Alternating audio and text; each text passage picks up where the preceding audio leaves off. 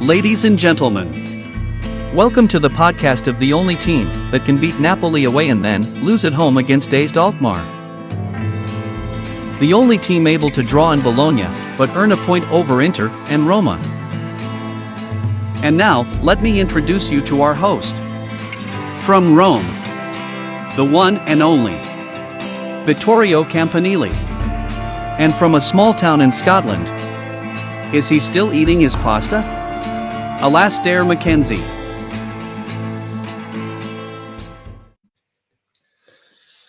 Have you finished your pasta, Alasdair? Because we have plenty of things to talk about.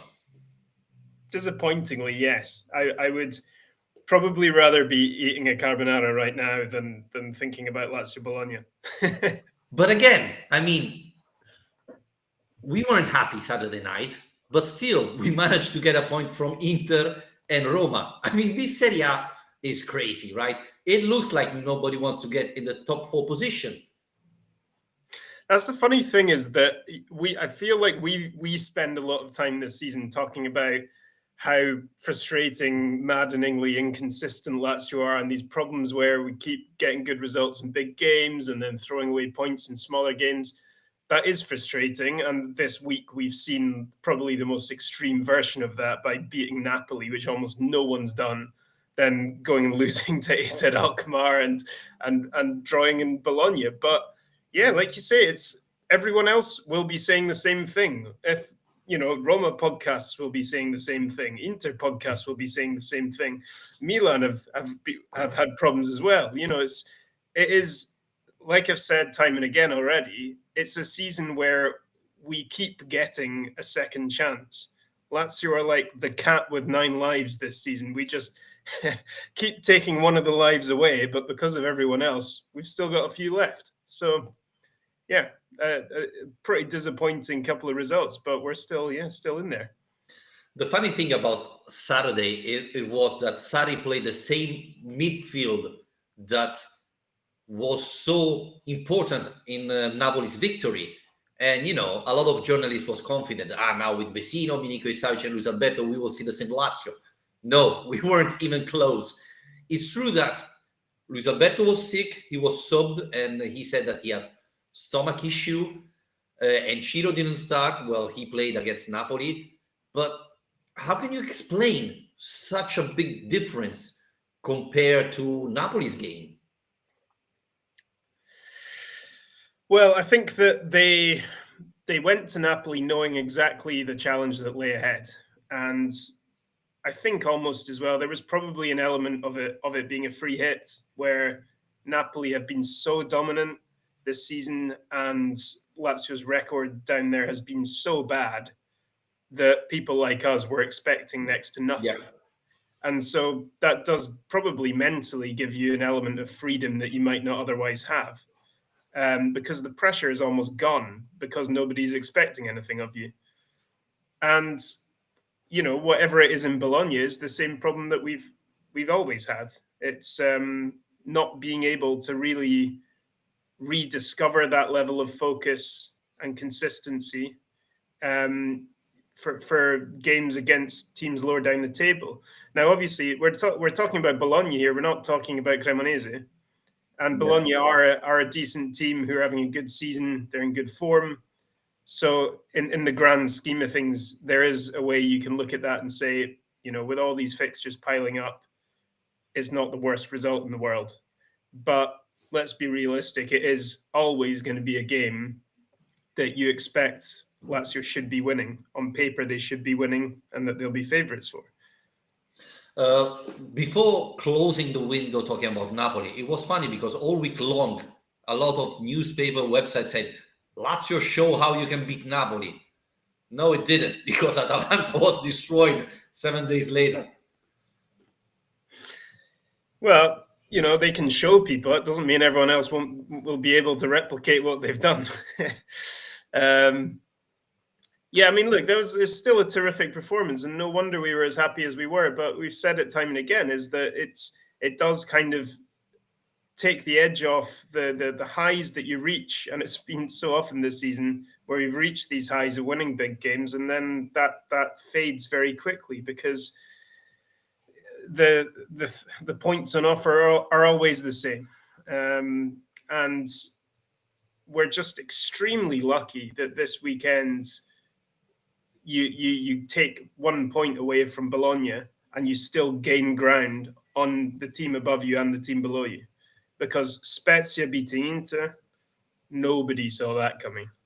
I mean, and I was covering that game and it was absolutely absurd. I mean, Inter had about 35 shots and missed a penalty. So, and then Roma last night, nobody saw that coming either, because they've had this ridiculously good home record this year. They've not conceded any goals in 2023 in Serie A, and then all of a sudden Sassuolo put 4 past them, and Kumbulla decides to that Berardi is the football and the football isn't the football. So it's absolutely incredible, really, what's happened elsewhere this weekend to help us along. And I should say, we're recording this before the Milan game tonight against Salernitana, so who God only knows what's going to happen in that. Alasdair, how many Roma games did you miss this year? I don't know, a few, but I've not missed many that have been as exciting as that. I see where you're going with this. I mean, I don't think you were yesterday, right? And I don't think you were in Coppa Italia for Cremonese Roma. True. Cremonese. True. The only 2 defeats at home. Have you got a spreadsheet on your computer? It's like game Lazio, one side Lazio, one side Roma, and like red and green boxes of which games I'm attending or not. I mean, I have nothing more to say. I mean, every time you miss a Roma game, they lose. So, you know. Yeah, I mean, your argument recently has been quite strong, because I was there in midweek for both European games. I was there for AZ Alkmaar, and then I was there for Roma Sociedad. So, have to hand it to you. You've got a point this week. Something about the Mackenzie presence is having an effect on these players. Absolutely. You mentioned AZ. We didn't talk about the game. Incredible defeat. I mean, I was at the game. First 20 minutes, Lazio played really, really well. Milinkovic-Savic missed an incredible opportunity. We had another couple with Felipe Anderson. It's shocking to finish a game like that with so many good chances and lose it, Alasdair. It's don't know what to say. Yeah, very frustrating, obviously, as well. Going in front and then throwing the lead away at home is always going to be frustrating.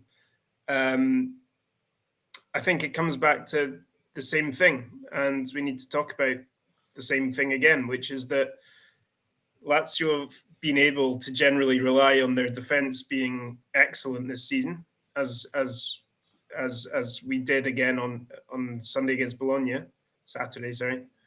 But when that's not happening, there is not enough firepower in this team to win kind of shootouts. We've already said in the last podcast that Lazio haven't won a game that they've conceded in since October. And that's really worrying. You shouldn't. The clean sheets in the defense is absolutely terrific. The improvement there, don't get me wrong, but you do need a level of balance. You know, has the side become too defensively dependent in a way where they're not able to create enough chances, because it feels like this team needs a lot of chances in order to get the goals. And you said we missed a lot of chances. I don't know. I don't feel like Lazio have been creating an awful lot for quite a while. And we scored 3 goals in the last 5 matches, and one of the 3 came against Napoli, who is the best defense and the winning the Scudetto easy. So this is funny. This is strange. Again, against Bologna, Lazio didn't create that many chances, but created. I think one of the most important thing is, Alasdair, we don't score on corner kicks. We don't score on free kicks. That helps you a lot. So a team that doesn't have that help, well, they have to create good chances to score every time. And it's not easy all the time, right? Yeah, and fundamentally, the only player in the entire squad whose main strength is finishing or shooting is Ciro. About not having a Vice Immobile, to go back to the same topic we've talked about for 7 years. If it's all very well having Anderson through the middle, and look, there have been some fantastic results and performances this season where it's really worked. But the thing is, when you're doing that, you're then relying on players whose strength isn't in their finishing to be the ones who are scoring the goals, because Anderson, Zaccagni, Pedro, all great players, but they're all wingers. Their strengths are more around their dribbling, they're beating men, they're putting in crosses, they're passing, all this kind of stuff. And they lack that killer instinct, that composure, that clinical edge in front of goal that a natural striker who's been playing as a number 9 all his career is going to have. None of them have that. And I think we saw that especially in that AZ game with Anderson, where he did find himself in a couple of positions in the box where he had the time and the space to get a shot away. And you imagine a player like Ciro or any other number 9 really would instinctively just know, without even looking, where to put that, how to hit that. And Anderson doesn't have that edge. And now we're in a position where Anderson, Zaccagni, and Milinkovic-Savic too all haven't scored a goal since January.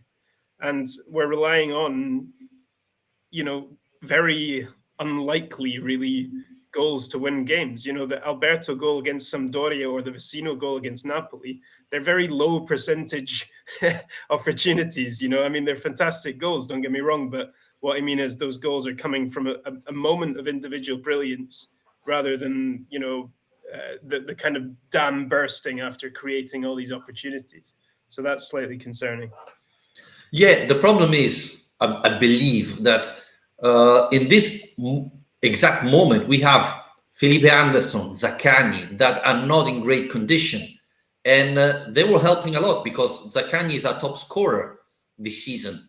So we're missing his numbers of goals. And it's funny that Pedro is stepping up, who should be, the type of player who should be tired now because he's older, he played a lot, etc.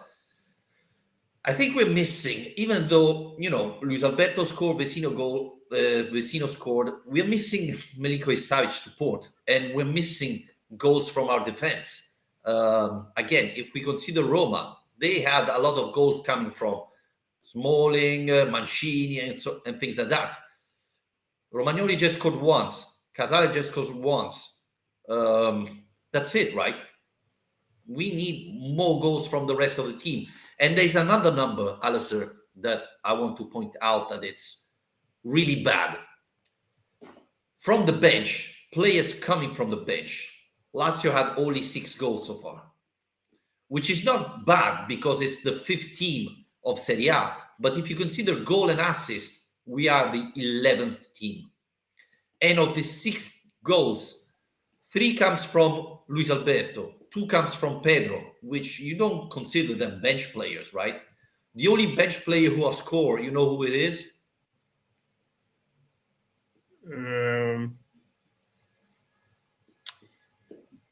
Lazio Monza. Alberto. No, Alberto, I told you he's not a bench player. Right. Okay. Sorry, I thought you meant having come off the bench. I don't know. Tell me. Romero. Yeah, of course. Yeah. So you see, Fiorentina had 17 goals from players coming in. 17. We had 6. Napoli had 16 from goal and assist. Yes, it's true that of these 16, 3 come from Lozano, who you don't consider a bench player, but they had Simeone scoring 3, Elma scoring 2, Raspadori, yeah. Raspadori. We had 0 goal and assist from Basic so far. Yeah. Marcos Antonio and things like that. We need our bench to step up. Yeah, exactly. Yeah, I don't think Basic cuts it for me. I don't think he's a Lazio player. I've said that a few weeks ago now. I think he's had a lot of opportunities and he's just never really been able to make his mark. Yeah, you're right. I mean, I think a lot of that, obviously the squad depth has improved this season, but maybe not in that sense to help the attacking side of the game. It has improved in the sense of bringing in Cancellieri and Romero starting to get opportunities, but we are honest about the fact that they are young players who are kind of adapting and being given time, and we can't be expecting too much of them.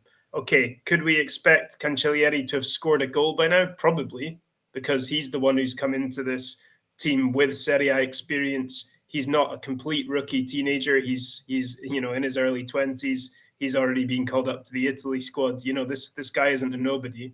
So perhaps we could have expected a bit more. But yeah, I do think well, Alberto has probably not had enough credit in this period for me. I think he's been our best creative asset Yep. in midfield since the turn of the year. And Milinkovic Savic is still really, really disappointing. And I've just been looking at his page to see, and it's the first half of the season, not even the first half, but the first 9 games of this season. He scored 3 goals and created another 7. So 3 goals and 7 assists in 9 games at the start of this season. And since then, 1 goal and 1 assist in, however many, 14 matches since then. It's a huge drop off. Yep. And we're not just talking about the World Cup. The World Cup's been the obvious bit, I would say, where the juncture where we can say before and after with his form. But actually, in terms of like a contribution sense and the numbers he's producing, it started before then, even in October. Yeah. What do you make about Sarri's words? Because he said, I mean, Milinkovic Savic is not playing bad. He's in good shape, physically conditioned. He's in shape. I don't agree. I thought against AZ, but even against Bologna, he made a lot of mistakes and didn't create pretty much nothing. So I don't know if Sarri is trying to defend him or he really thinks what he's saying. I think he probably does believe in what he's saying, because I don't think, okay, there have been some times where Sergei's had actually bad games, but a lot of the time it's just that he's had really average games, and you can't be like really furious with him for doing anything particularly terrible. It's just that he's not been standing out, and it's his own fault really for raising his standards so high in the last few years that we expect that. And we've seen him playing at that level, like I just said earlier this season, where he's constantly either scoring or creating goals and being really decisive a lot of the time. And it's really that we haven't seen that Sergei, that version of him. And it's fine if he's just going to kind of, start matches and do a bit of running, a bit of tackling, pass the ball around, but he's not been breaking through to become the star player in the game or to become the match winner in the game. And I think that's the difference. I don't think that it's necessarily he's been playing terrible football week in, week out. It's just that he's been a kind of 6 out of 10 when we need him or we expect him to be an 8, Alasdair, this Sunday there's a match, they said, Lazio's playing. But before, on Thursday, there's AZ Lazio, which is, in my mind, a very important match. Now, Maurizio Sarri, Saturday night after Bologna-Lazio, said that AZ is an important match, but if he has to pick, then the derby is more important. I understand that the derby is an important match. It's not like other games, but against AZ is a knockout stage. If you win, you go through. If you don't, you're out. Even if you lose on Sunday, you have time to recover. And if you win Sunday, you're not sure that you're finishing the top 4 anyway. So, honestly, I don't agree with this phrase Sarri said. For me, Thursday is a more important game than Sunday, because you're going out in the Conference League if you lose on Thursday. What do you make? Do you agree with me, or you seem laughing? So I guess you're with Sarri this time. I don't believe you. I don't believe that that's what you think. Honestly, I do, because again, if we win Sunday, I'm happy, but it's still nothing done. And You I get a think, second chance, is what you mean. no, I think if you win Thursday, you will get to Sunday more motivated. If you lose on Thursday, you will get on Sunday. I mean, like, this is, you know, the last chance, and you can risk making more mistakes rather than play with more confidence. So, and again, the Conference League is still an important game. Yeah. Well, I don't think we necessarily need to come up with a hierarchy of importance. I think this is a huge week for Lazio, and if they can get through it by playing as strong a team as possible twice, then this is the week to do it, because they're equally big games. I mean, look, let's start with the Conference League. There's a trophy to be won there. Look at the fields of teams that are remaining in the Conference League and the likely quarterfinalists. This is a trophy that Lazio, as they go through the rounds, will find themselves being favourites in most games they play, I would say, with the possible exception of maybe, I don't know, Villarreal or West Ham. But I still think Lazio, they can and should be targeting beating teams like that anyway. So since when have Lazio become too big for a Conference League trophy? That's crazy. That's Never. absolutely crazy. It's not, but we're not above that level. Winning a European trophy is a huge deal. Winning the Cup Winners' Cup was a big deal, and that was the third European trophy. It's still something people talk about today. So I think you've got to absolutely go for it. And even seeing the effect it's had on Roma, and some of the things, not just Mourinho but the players. Speaking to players, the way they talk about that win, it's done a lot for them, and they do actually genuinely mean that. It's not like a club message that's being put out. Winning trophies breeds a winning mentality, and it gives teams confidence. It gives players confidence, and it doesn't really matter what trophy that is actually. But I think winning a European trophy would be massive for this club. So I find it absolutely absurd, to be honest. I always have with the Europa League too, which Lazio have never really given a proper fist of. But I just think this is a real opportunity that they're about to let go to waste unless they start taking it seriously. And we have to say something, Alasdair, because I think part of the reason why Sari said this thing on Saturday is because fans don't give enough importance to this game. I mean, Tuesday, I was at the game, and again, we were like 12K at the stadium. And people start saying, wow, yeah, well, it's 6 o'clock, it's Conference League, etc. Roma had another sold out on Europe League. So, I don't buy out this thing that it's not important. I don't understand why fans don't understand the importance of a European competition. And it's not only Conference League, because even in the Europe League, we don't have 30Ks, right? We hardly pass 20,000 people at the stadium. And even when it's 9 p.m., people say, oh, well, it's late, etc. Come on. Or it's too early at 6, or it's good time at 9. Can be both problems, right? So I think this is part of the reason why Sari said those words, because Yeah. fans don't give a damn about the European competition if it's not the Champions League. Yeah, and that's a really interesting one. I don't know why that is, to be honest. I think maybe the level of opposition, but then you're still getting big crowds for Serie A games against smaller teams. So yeah, I mean, it was something I commented on Tuesday because I looked into it when I saw the crowd was going to be crap again. And turns out, so Lazio's average crowd in Serie A games this season is 42,000, which is pretty good. That's obviously in the Olimpico, that doesn't look great, but 42,000 is a decent size of crowd as an average. In European games, so not just Conference League, but Conference and Europa, it's 15,000. And, that's a crazy drop-off. It's almost a third of the size. And where are all these people disappearing to who are going to games if you're playing Cremonese or Sampdoria, but they're not bothered if it's Feyenoord or Cluj? And, like you say, some people came back and mentioned the timing. Not true. I looked at that as well.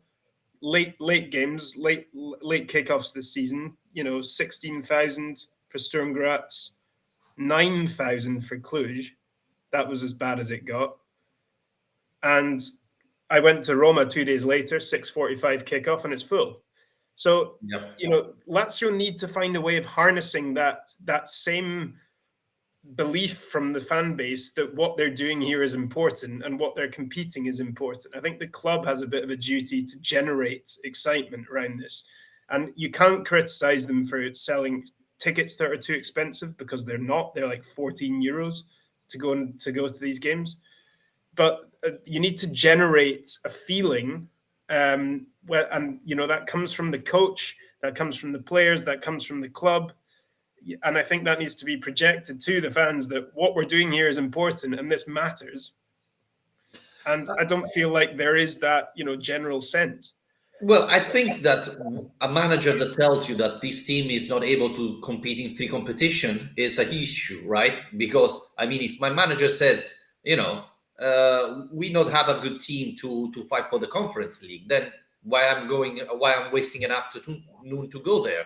And this is not only Maurizio Sarri, because even Simone Inzaghi said it a lot of times. So the other thing is, I would say that the club should have done how Roma did, doing a season ticket for the group stage. You're playing 3 games at home. Do a sort of, package the 3 home games in the Conference League or in the Europe League at subscription, and you would have definitely increased the number of fans going to that match. And then again, Roma has been really good in doing this type of package, right? 3 matches, you pay 2 instead of 3, and you put one of the Europe League games in between them. Lazio is not very good in that, but again, I agree with you. Promoting a little bit for Serie A, though. They did that domino package thing, but that was only for league games. Yeah, again, that's the mistake. Put a European game inside of it. And the communication, Sarri cannot say we are not built to go and win a competition, a European competition. That's a huge mistake. And the same thing, on social, we are not pumping enough these games, right? Thursday, there's an important match. Lazio still haven't tweeted nothing about that. And then there is another point. I don't know how many people have contacted me in the last week. Getting the tickets for Lazio is a nightmare.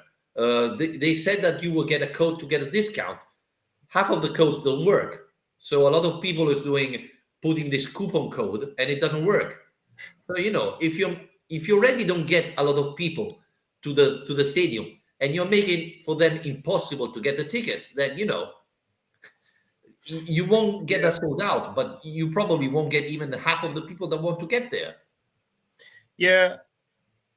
Another thing people came back to me with was kind of about the history. And I think there's a point there. It's essentially the idea that, well, the fans have been let down time after time in Europe. Look at the record over the last 10 years or whatever.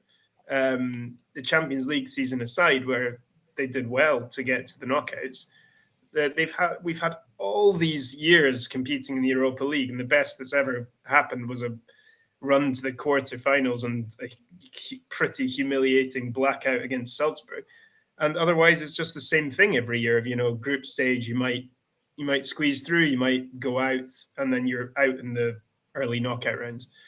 And so I think there's definitely a level of apathy that has developed from the same thing happening every year.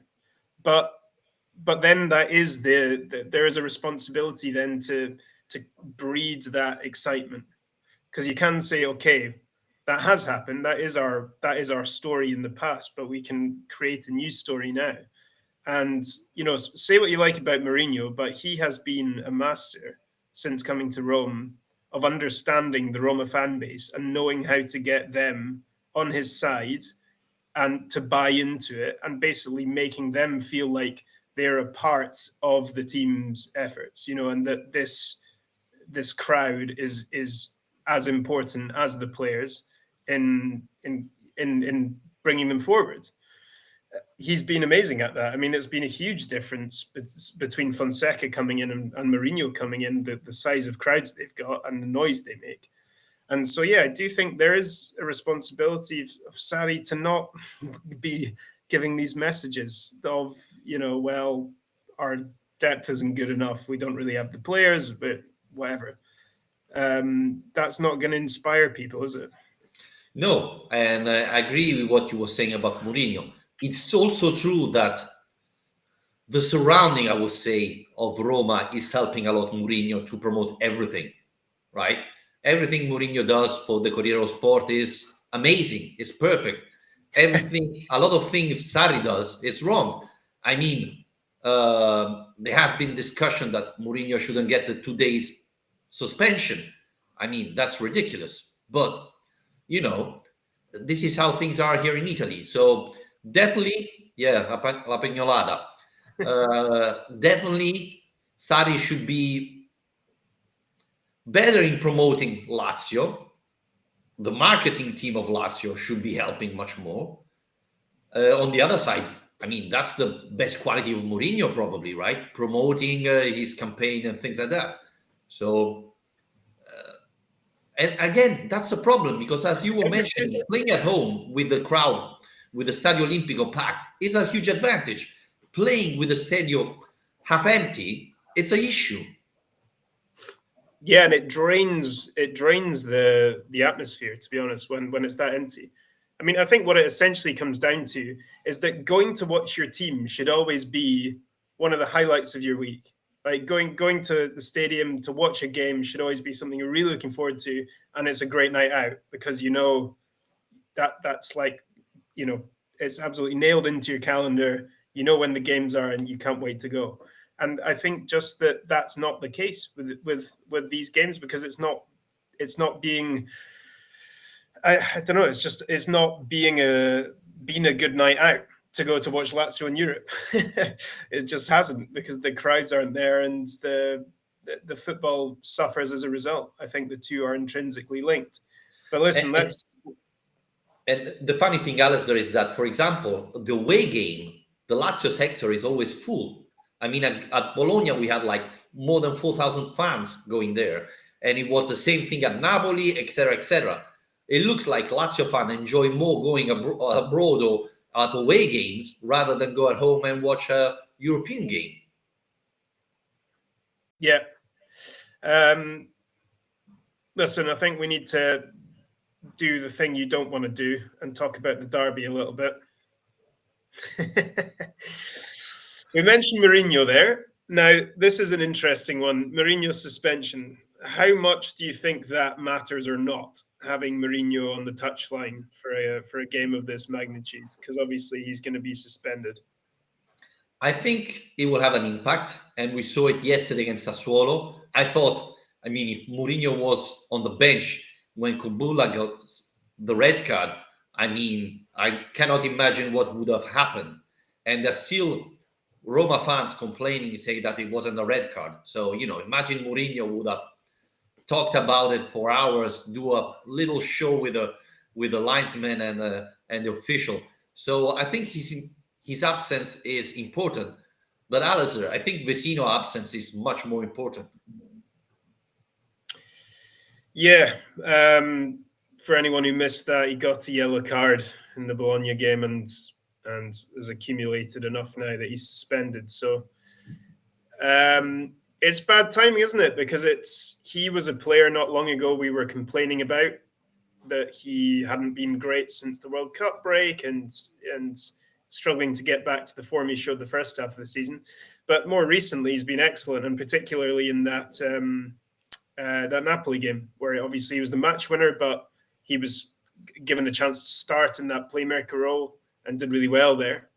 Now, I guess the one thing that you could say here is that he isn't the biggest loss in this team, because it's only a week or 10 days ago that he actually was finally given that shirt, and Cataldi has been there the rest of the season. So by taking him out and putting Cataldi in, you're not actually changing a huge amount from what we've been doing most of the season. It's just a case really of losing a player who's in good form more than having to completely rip up your plans. Yeah, I agree. But considering that we don't have a lot of players on form, I mean, you had one and he's going to miss the match. So, I mean, if I had 11 players on form, I would say, yeah, okay, we have other 10. Apart from Provedel and probably Romagnoli, I don't think we have other players on form, right?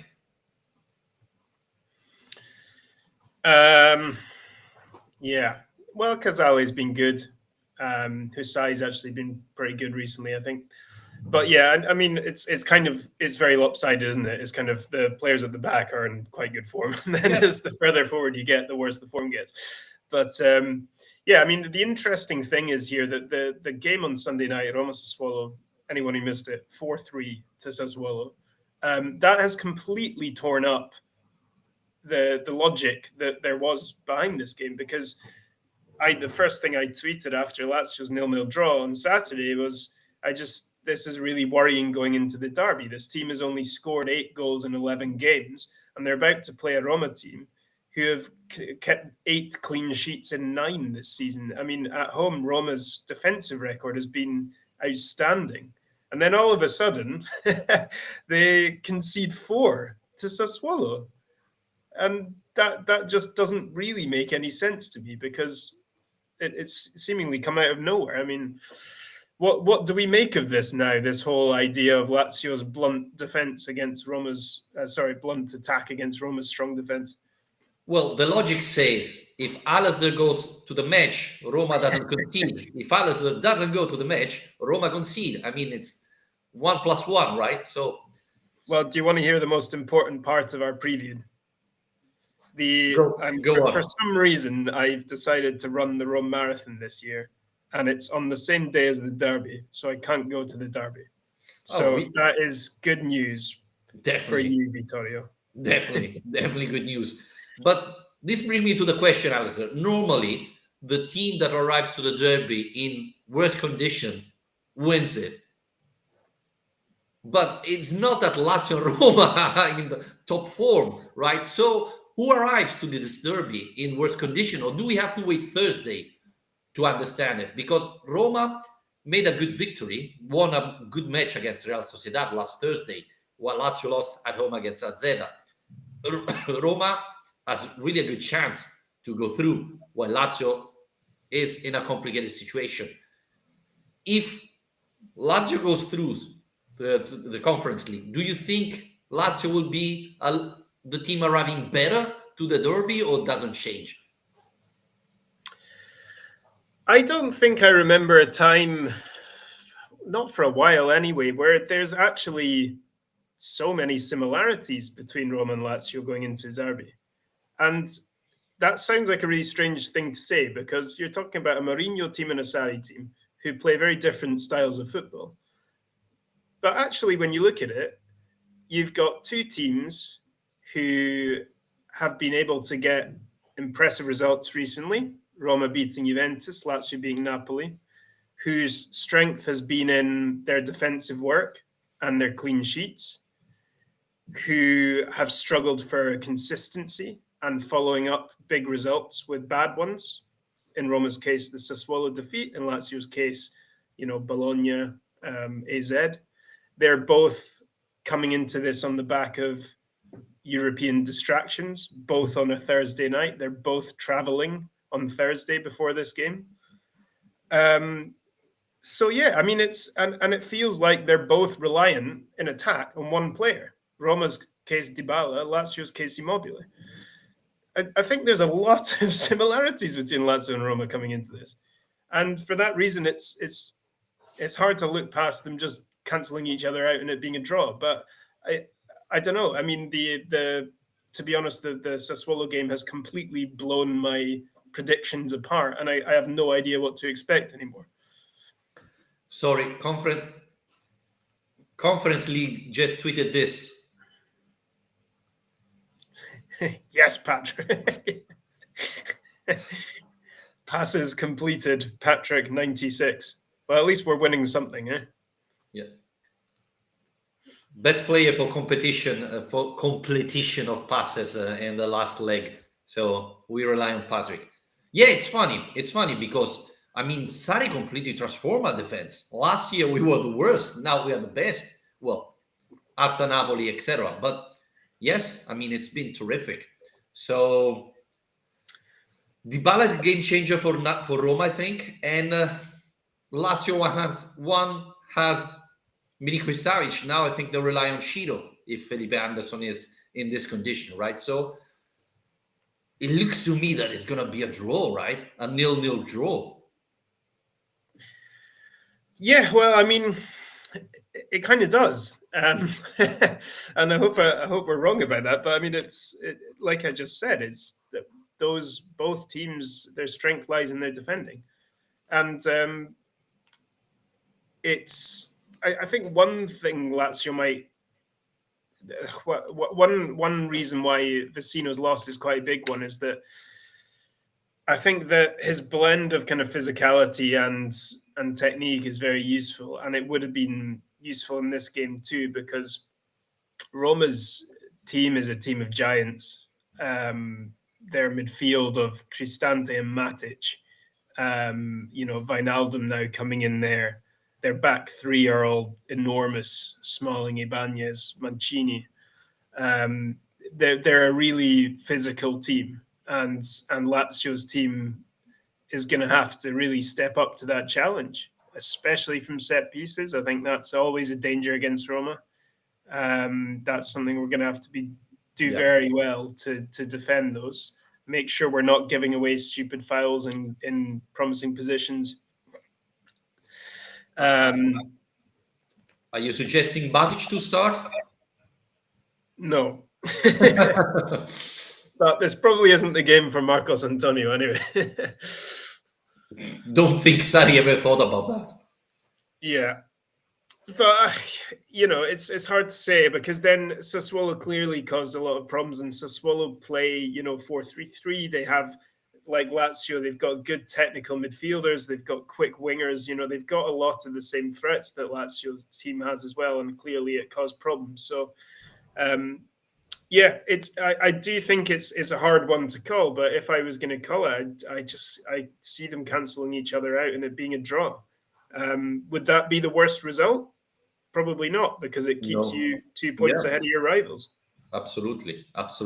I mean, the biggest concern I have, and you mentioned it, are free kicks, corner kicks. Roma can be very dangerous, and we saw it. We remember last derby, right? After 1 minute, they score on corner kick. So, and on the other side, I mean, if I was Roma, I would concede 25 corners to Lazio, because that we are never going to score. So, and this is a huge problem, Alasdair, because in modern football, I think more than 30% of goals come from free kicks, and we never score, hardly never score. So this can be a problem, because again, even against Bologna, we didn't create that many chances, but that's the perfect example of a game where you can score from a corner kick, from a free kick, a header, deflection, etc. We are terrible in that. And that's one of the weaknesses of this team. One of the reasons why we don't score. We only score if we score an amazing goal, or one of our players find out an incredible assist and things like that. We don't score easy goals. We don't score headers, deflection, and things like that. And long term, you cannot pretend that we can score only beauties. We have to score even those type of goals. And this is the reason why I think without Ciro Immobile, Lazio is scoring so few goals. Yeah, true. But that's been the case for years, isn't it? Yeah. I mean, off the top of my head, the last time I remember us being happy about that was that season with Inzaghi, when Stefan de Vrij and I think Armand Bastos as well. I think they had 9 or 10 goals between them. But that was ages ago. That was a long time ago. So I think this has been an area of weakness for a while. Yeah. And yes, from your face, you can tell that what I'm really saying here is bring back Bastos again. I can see the tears in your eyes when you were mentioning Bastos, which again is a big problem. And part of it is that we are missing good players on a corner kick. I mean, Murishi, we had it, we sold it. But at the same time, we're missing players good in taking corner kicks and free kicks because Luis Alberto doesn't look that good. And, we cannot make this podcast 1 hour long talking about the corner kick issue about Lazio. I like that what we're going to finish on here is our idea is that in order to win this derby, we need to bring back Bastos and Murici. Definitely. Problem solved. Yeah, well, Vedat, did he score yesterday? No, he didn't. No, he didn't. I don't know if he even played, actually. I know. I think he got a red card, right? Did he? Well, I don't remember. He's not on the bench as well. Maybe. So maybe. But yeah, bring back Murishi back. We need a Vision Mobile who's good with the head as well. And, well, we're going to see what happens this summer. Anyway, let's finish it here. Otherwise, it's going to be too long. Nobody's going to listen to it. But again, guys, thanks for listening. Remember to rate and review our podcast. And maybe we're going to be back next Monday. It depends on what happens Sunday. Take care. Cheers.